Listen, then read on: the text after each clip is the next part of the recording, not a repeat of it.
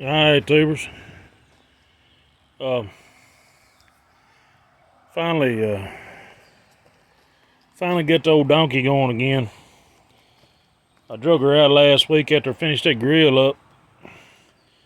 Drug her out and figured I'd go ahead and start working on it again. When I left it last, I think I got hung up in a ditch down there, and my whole clutch system was pulley system. It was all jacked up, so pretty much had to.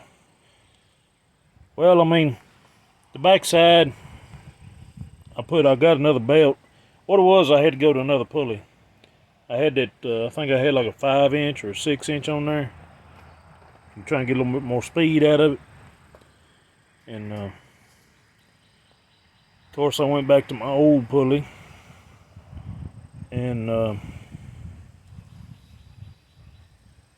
you can see, I had to make a couple of belt keepers for it. That one's rubbing just a little bit, but we'll see. I've just drove it around the yard so far. I haven't put no punishment on it. That'll be later on. My 2 belt keepers in the back, they still worked good. I tilted her up on her side and checked her out real good. Made sure they was working right.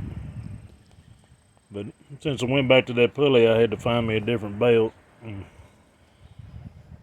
I had an 81 on there, and it just wouldn't release the belt. And this one is a 83. I went ahead and bought a 82, 83, and 84. And luckily I put this 83 on there, and it fits pretty good. Excuse me. Yeah, when I give her the clutch now, she stops like she's supposed to and releases the rear pulley like it's supposed to, so you can change gears. But yeah, like I said, I ain't done nothing but rode it around the yard so far. Oh goodness. I did have to replace a tube in one of my front tires. It had tire had come off a rim and tore the tube up real bad.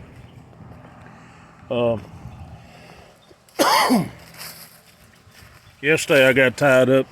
I got to doing a lot of mama chores yesterday. Got started late, but boss man at work, he had this compressor that he wanted me to build another top for. He got me a piece of aluminum to build it out of. I still haven't understood why. He knows I don't have a TIG, so I ended up buying some rivets and a new rivet gun. I needed a new rivet gun anyway, but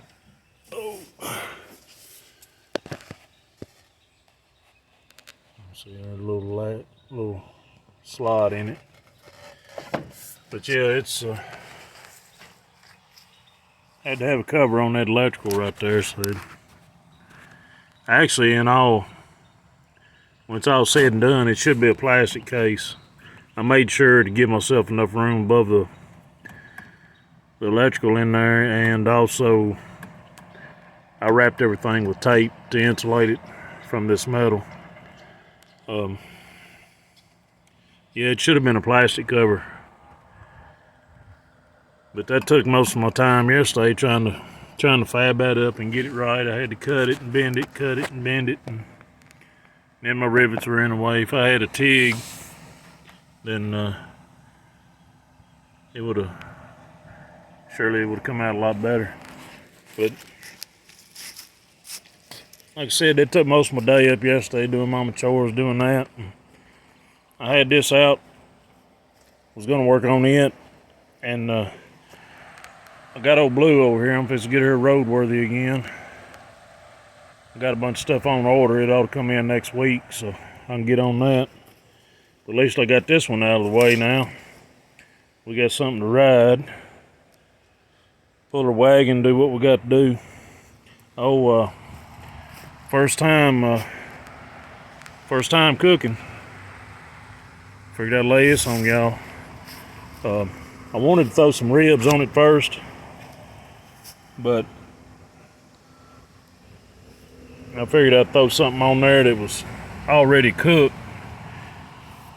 That way I ain't got no whole lot of trouble messing it up. It's been running pretty smooth so far.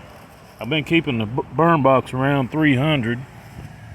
And as you can see, that one's right below 250. And here we have 200. So, but let me show you what we're cooking. Oh yeah. Some of that red rind steak.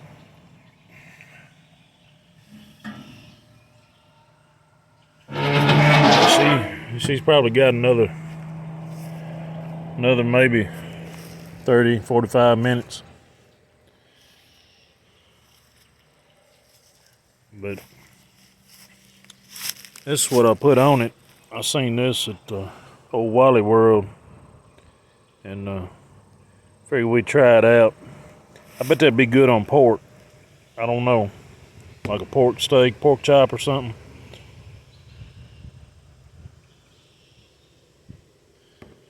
I think it tastes good. But anyway, that's about all we got going on here at the shop today. I just finished this up and I was happy about it. Oh, I don't know. I don't know if y'all remember some of the older videos when I'd put these stickers on here, and I had cleaned this top up real good, and I'd clear coated the top. And well, when I brought it back up here after sitting in the weeds, it looked like that spray paint clear coat. I don't understand. It's I guess it's too porous. I don't know if it's too porous or what, or you got to put multiple coats on to get it to look good. But this here is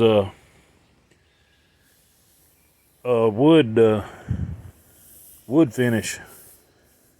What I put on them tables last week. I figured, what the hell, it's put that on there and see what it does, because kind of like what it did too. It kind of yellowed the stickers up. They ain't as white as they are what they usually are. This one here is coming up. You can see I had one here that's gone and one here that's gone. I guess they were paper stickers. But yeah, I done this last night, and it's already, that one there ain't gonna last. It's already pretty hard. Out of all of them, this one right here is the main one I don't want to lose. It just goes with the tractor. But anyway, got her going again. I might give y'all a little ride after a while. Take her down the woods and see how she does. She actually does pretty good in third gear. I pulled a couple of hills with it, small hills. And like I said, it's the old Veridrive. I took the Veridrive pulleys off of it and went straight to the rear end. So the way it's set up, it only has low gear. It don't have any high to it because the Veridrive's gone. But I mainly want it for work anyway. Thinking about putting me a box receiver on this, put it up kind of high. Maybe use these two bolts here or them two holes to mount it that way. If I can take it off, I need to. And then put me a hitch in it, with a ball on it, that way I can pull wagons or whatever. But until I get me a tire for the tractor, I guess this is gonna be the one to run around with. Also, ladybug on my arm. Also, now that I got this one going, that means I can get on John Deere. I can get it going again.